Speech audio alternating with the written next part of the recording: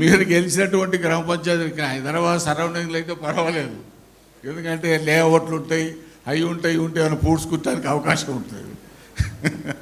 కానీ గ్రామాలలో మాత్రం ఇవాళ నీ గ్రామ పంచాయతీకి 5 ఏళ్లలో వచ్చే అన్ని డబ్బులు కూడా మీరు పెట్టిన ఖర్చుల్లో సగం కూడా రావు. కానీ గ్రామాలు అభివృద్ధి చెందాలన్నా, గ్రామాల్లో పటిష్టం కావాలన్నా సర్పంచులు కీలక పాత్ర పోషించాల్సినటువంటి అవసరం ఉంది. నేను ఎందుకు చెప్తా ఉన్నానంటే, ఏసన్ లైట్ పోయినా మిమ్మల్ని అడుగుతారు, నల్లా రాకపోయినా మిమ్మల్ని అడుగుతారు, మోరీలో చెత్త తీయకపోయినా మిమ్మల్ని అడుగుతారు. ప్రతి సమస్యకు ప్రధానంగా దొరికేది సర్పంచ్, బాధ్యత కూడా ఉంది. కాబట్టి మీ మీద ప్రెజర్ ఎక్కువ ఉంటుంది. మా ఎన్ఎన్ శ్రీనివాసరెడ్డి గారు ఎమ్మెల్యేలకు 25 కోట్లు ఇస్తే బాగుంటుంది అనేటువంటి అభిప్రాయం చెప్పారు. అసలు వాస్తవంగా చెప్పాలంటే ఆనాడు గ్రామ స్వరాజ్యంలో గ్రామ పంచాయతీలు కీలక పాత్ర పోషించేది.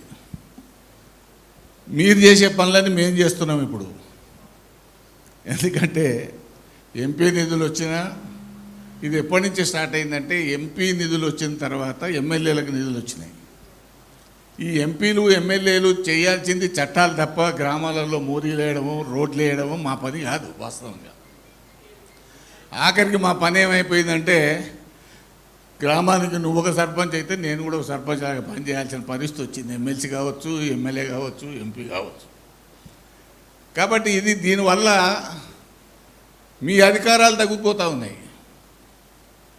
గ్రామ సర్పంచులకు అధికారాలు ఎక్కువ ఇవ్వాలనేటువంటి ఆలోచనతోనే రాజీవ్ గాంధీ గారు ఆనాడు 73, 74 ఆర్టికల్ మార్చి, చట్టాలు మార్చి మీకు తీసుకొచ్చినారు.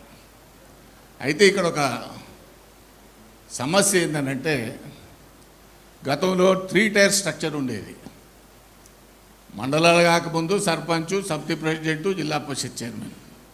మండలాలు వచ్చిన తర్వాత సర్పంచు, మండల పరిషత్తు, జిల్లా పరిషత్తు. ఆ తర్వాత వచ్చినటువంటి చట్టంలో తెచ్చినటువంటి మార్పుల వల్ల 5 టైర్ స్ట్రక్చర్ వచ్చింది.